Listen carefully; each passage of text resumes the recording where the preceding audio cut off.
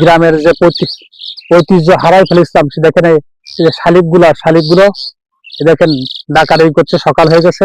আর আমরা যে এলাকায় আছি, এলাকা দেখেন পাশে ঘেরের ভিতরে ধানের চাষ হচ্ছে, আর পাশে দেখেন বাগান, কিভাবে বাগান হয়ে গেছে, অ্যামাজনের মতো বাগান হয়ে গেছে, পাশ দিয়ে এখন ফাঁকা হয়ে যাচ্ছে সকালে।